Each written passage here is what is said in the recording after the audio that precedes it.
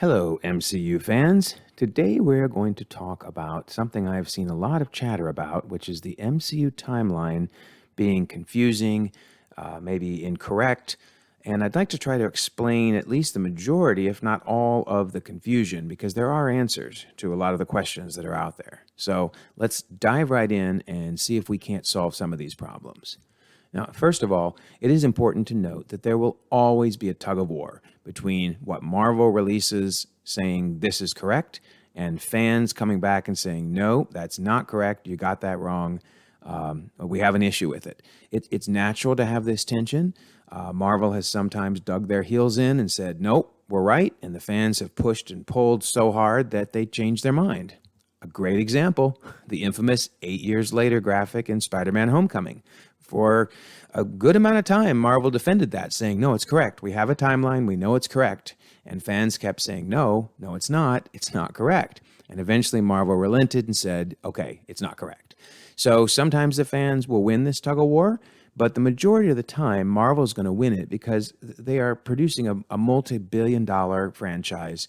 They're trying to tie all these things together. They have a knowledge that we don't have. Now, that doesn't mean they're not wrong sometimes, and doesn't mean we shouldn't challenge them, but they have a longer game, which by now they seem to have gotten down pretty thoroughly. But that doesn't mean it started that way. So let's look at some of the early timelines and the changes of things over time. First of all, this graphic is very busy. You're not meant to be able to read all of it. If you want to get into the details, you can go find it on the internet. It's out there. Very, very interesting graphic. But this was the first timeline Marvel released around the time that Avengers came out. And it has a couple interesting things in it. First of all, it doesn't actually have any specific years for when movies come out, but it has a really big hint when they think Iron Man and some of the future movies came out. Notice that they list the difference in years between when Captain America came out and when Iron Man came out. And because Captain America has a more defined time, 1942 to 1945, it's pretty easy to deduce, therefore, when Marvel is saying Iron Man came out. And notice they're saying it came out or happens rather, in 2009. Now that's interesting because there had been the feeling that every movie happened in the same year it came out. Thus, Iron Man happened in 2008. But here Marvel has moved it forward a year. That's the first maybe change, if you will, to what we thought the timeline was. Then another big thing that this timeline showed is the concept of Fury's Big Week. This idea that several movies all occurred at the same time.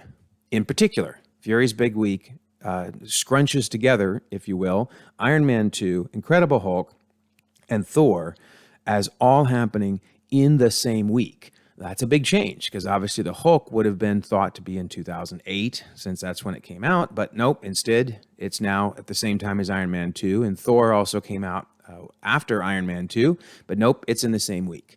Now, there are Easter eggs in the movies to indicate that this really was their plan.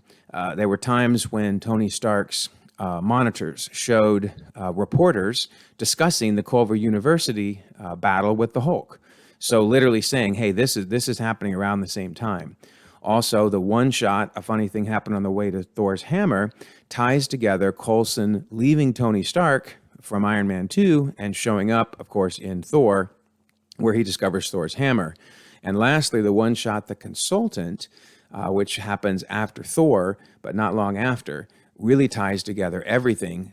Even the end credit scene of The Incredible Hulk is re-envisioned as part of The Consultant. So I know some people have complained and said they don't like this idea of Fury's Big Week, but it's really clear that the movies intended this to happen, that once Marvel got a more of a grasp of how they wanted Phase 1 to fit, that this is where they landed.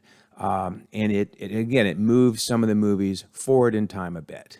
So for a long time then, Marvel didn't release a timeline until the 10-year anniversary. Then they came out with an even more definitive and clearly laid out timeline, listing when each of the movies occurred and the years that they occurred and the order that they occurred.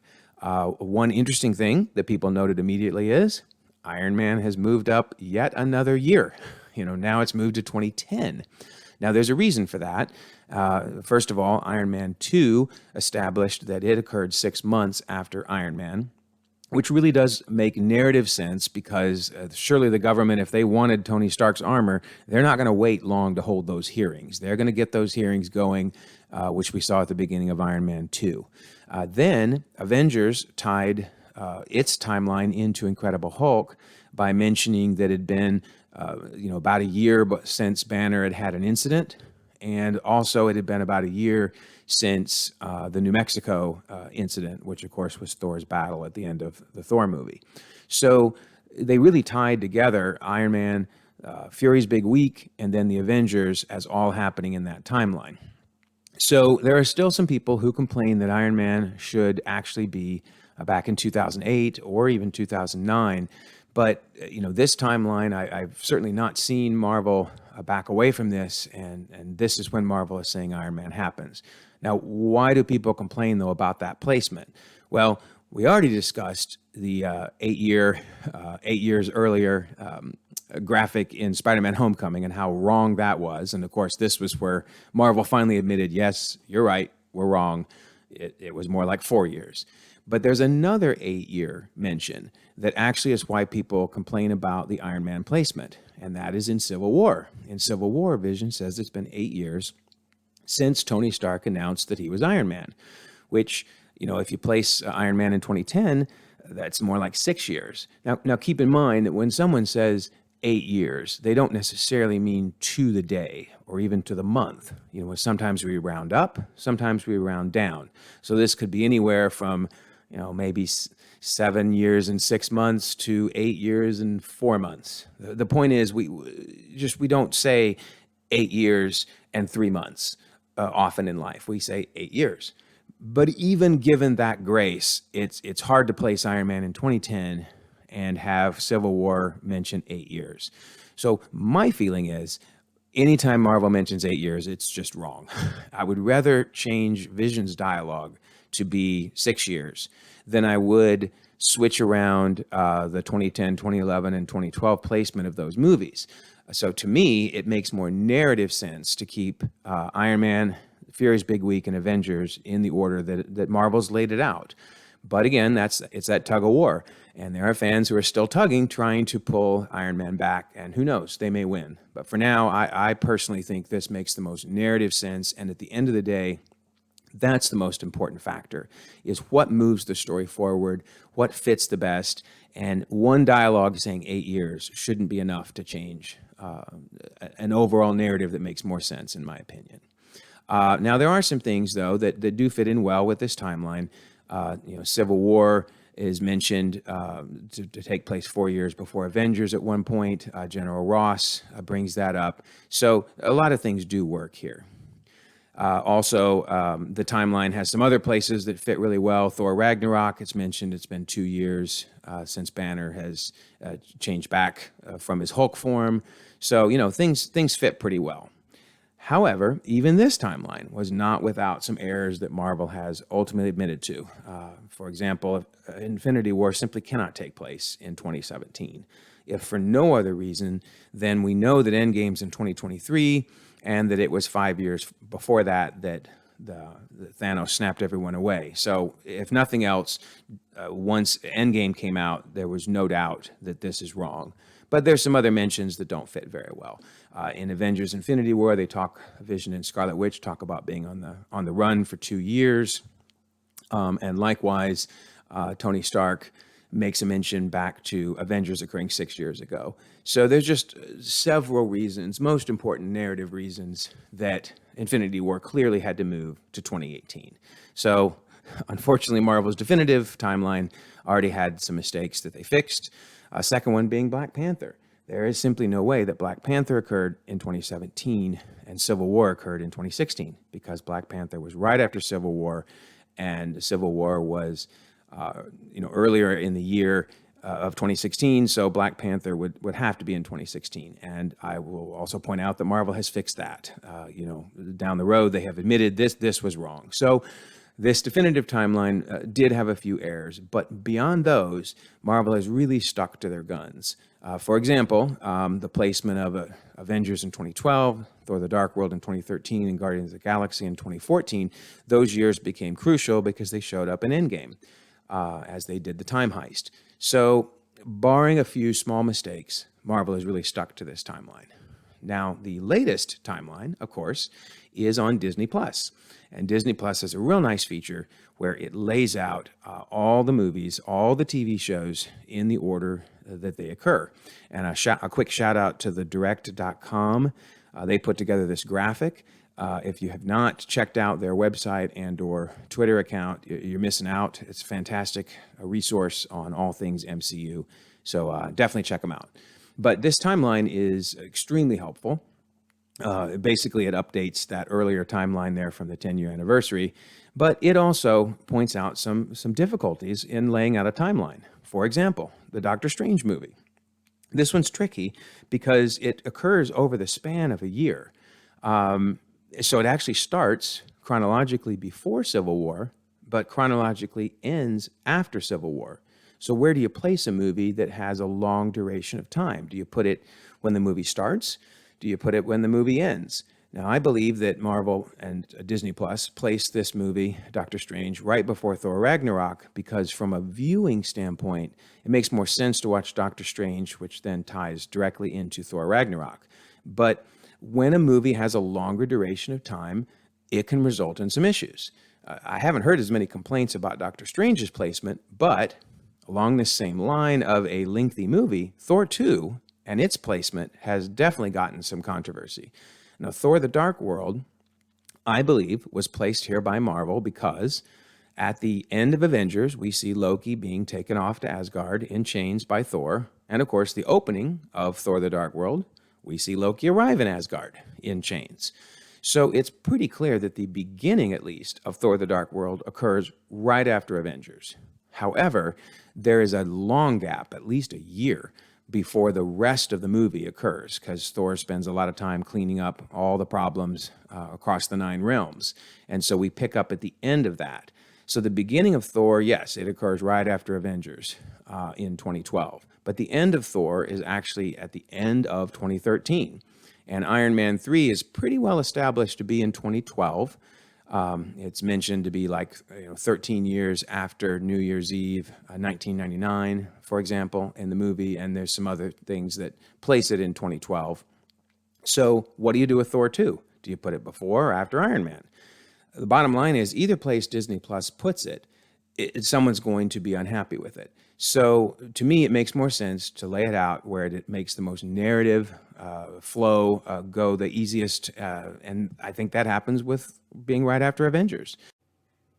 Now, the next movie has actually created probably even more controversy, and that is Doctor Strange and the Multiverse of Madness and its placement in the timeline. Now, the movie itself doesn't take place over too much time. It's a pretty condensed movie. But the question is, does it happen before or after Hawkeye? A lot of folks have been saying it has to occur 2 months after No Way Home, which would put it, therefore, after Hawkeye.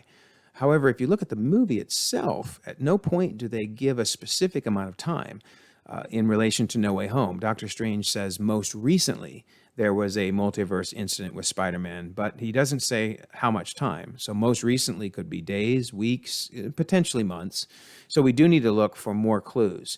Now, one thing that makes it tricky is neither Far From Home nor No Way Home yet show up in the Disney Plus timeline. And that's, of course, because Disney Plus doesn't have the rights to air those movies. But when they do have those rights, they will likely place them after Eternals and before Hawkeye. So the question is, where will Multiverse of Madness fit in relation to No Way Home? Well, if we look at No Way Home, a large part of the movie happens after Halloween, because we saw Halloween decorations. And the trees indicate that as well. The leaves have turned, many of them have fallen out, etc. So this definitely is a November time frame for a good part of the movie. Well, the opening scene in Doctor Strange in the Multiverse of Madness, or at least the opening scene with Doctor Strange himself from our Earth, we see that the trees have changed to yellow and brown and have mostly fallen out. So this battle with Gargantos aligns very closely, probably days or weeks after No Way Home. And most of the scenes in the movie, in fact, show leaves that look like late fall. The only time we see something different is when Doctor Strange first meets up with Wanda those trees don't look like this, but it was an illusion that she had just created. So everything seems to indicate a November movie. It gets a little tricky because the end of No Way Home then clearly happens in December, right before Hawkeye, and that is when Spider-Man is swinging over Rockefeller Center and the big tree.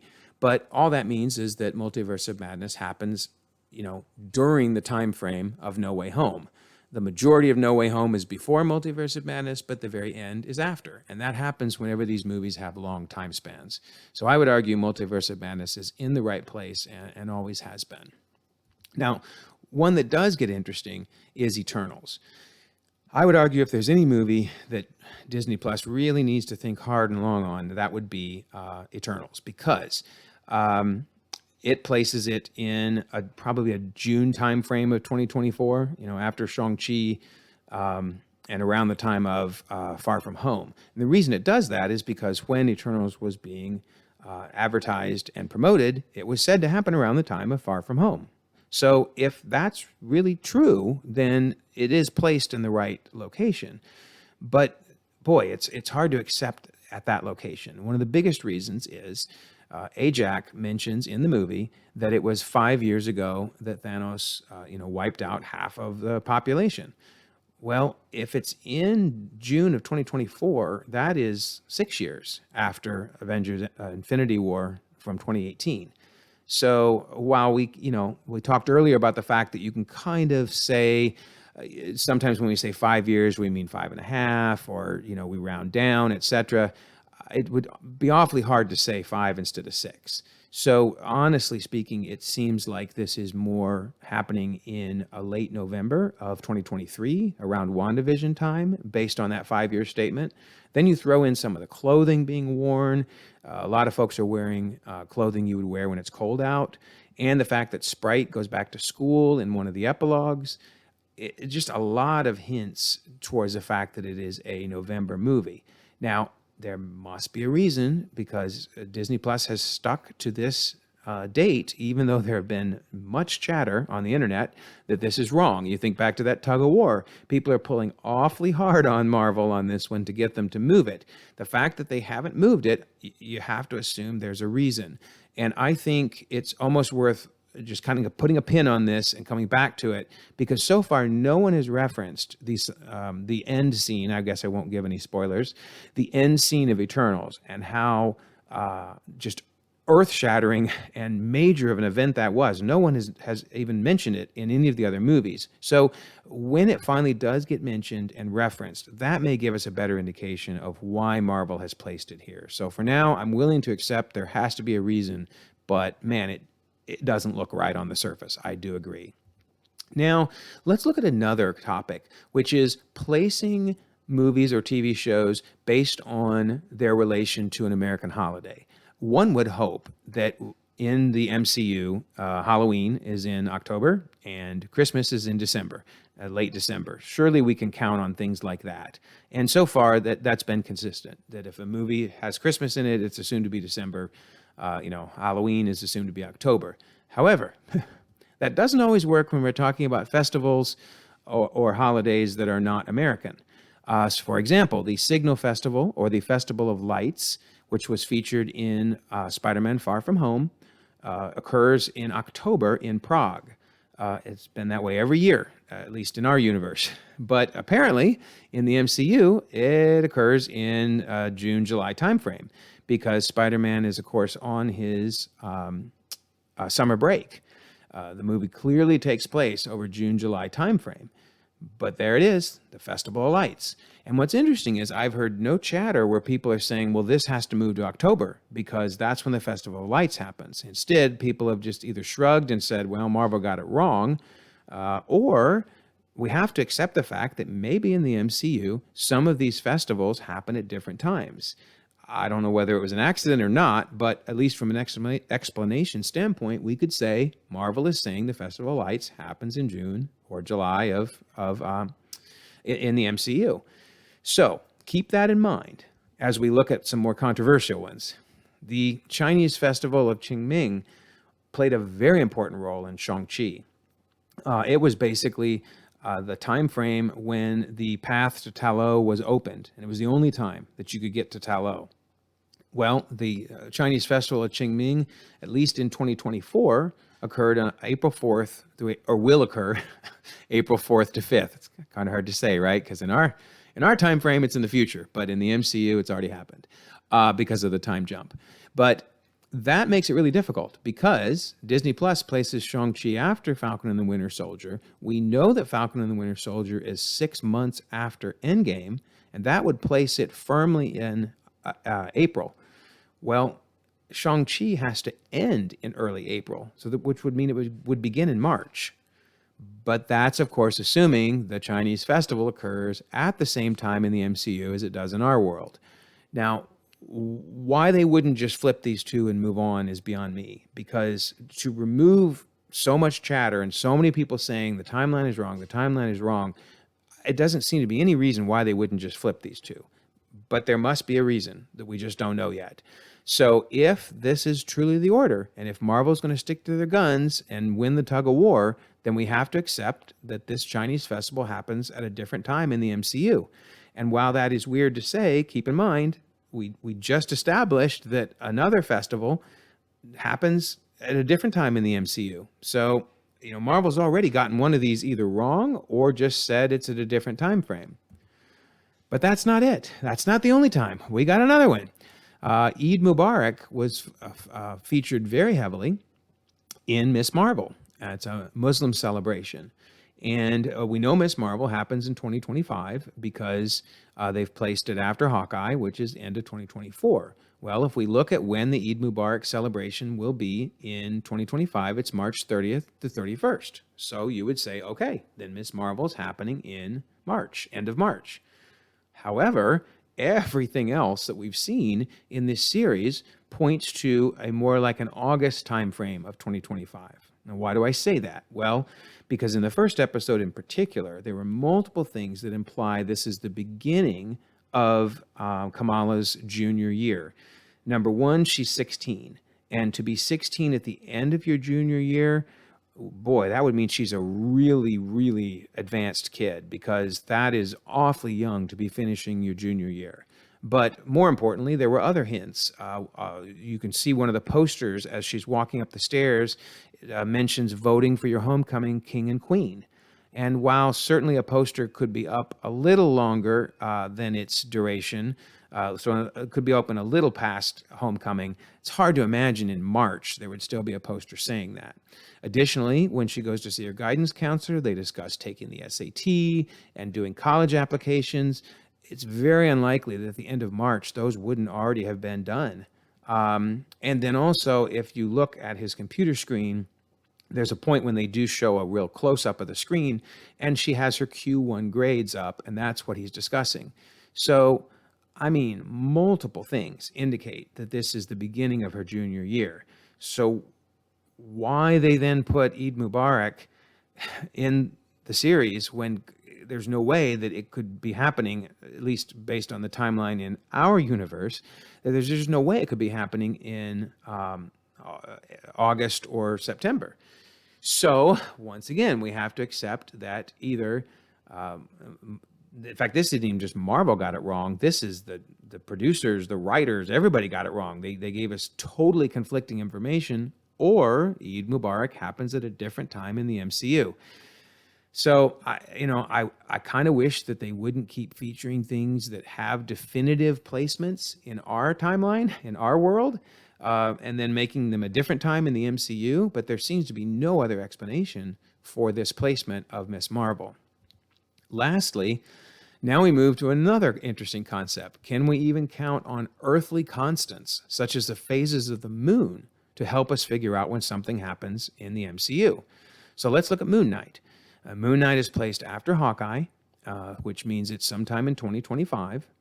And likewise, it's before Ms. Marvel, which, assuming Ms. Marvel is an August-September show, then, it could be any time between January and August.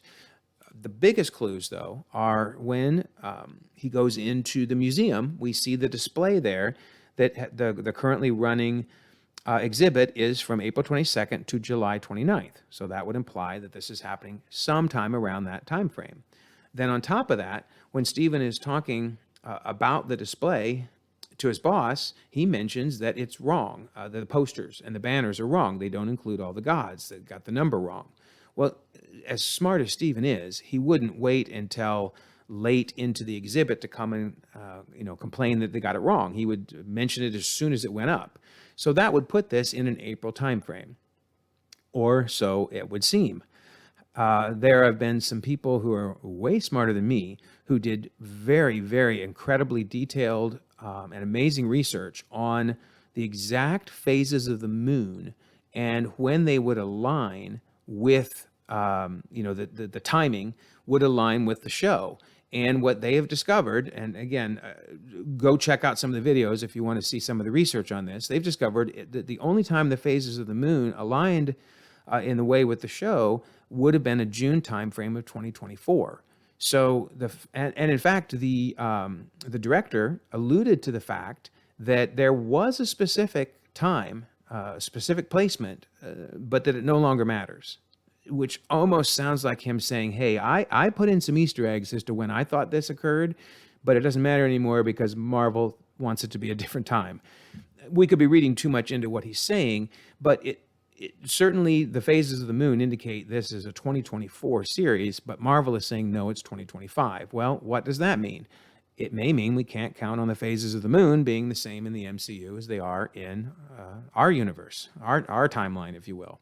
Additionally, there have been some things that have happened in the MCU. The ending scene of Eternals being a big one, which again I won't spoil if you haven't seen it, but let's just say that could have easily changed how the Earth and the moon relate to each other. There have been cosmic battles, all kinds of things, but plus the fact that the phases of the moon may just be different in the MCU. So we've now eliminated festivals, holidays, and now even earthly constants in potentially helping us figure out when things occur. So the bottom line is this: there is always going to be a tension. Marvel's going to say one thing, fans are going to say another, and we're going to keep pulling and tugging, and we should keep doing that. It's healthy for us to challenge Marvel's placement of things, and honestly, Marvel has made it difficult to accept some of the placements. But we need to be careful that we don't give too much weight to things that Marvel doesn't give weight to. For example, I hear people say, well, the writer or the director said in an interview, blah, blah, blah, blah, blah. Well, at the end of the day, it's where Marvel wants it to be, and sometimes the writer and director either don't know, they're guessing, or things have changed. The pandemic certainly made things difficult. I've also heard people say, hey, I paused a scene and the hero's driver's license had this year, or a package that was mailed has this year. Those are helpful Easter eggs as long as they mesh with the overall narrative flow. However, if they are just flat out wrong and don't go with the narrative flow that Marvel was looking for, we shouldn't hold Marvel to something that just flew by in a scene that you couldn't have seen anyway if you didn't slow pause it. Likewise, people have said, well, the comic book tie-in says this or that. Well, the comic books used to be canon. I don't know if they're canon anymore. So we almost can't rely on that.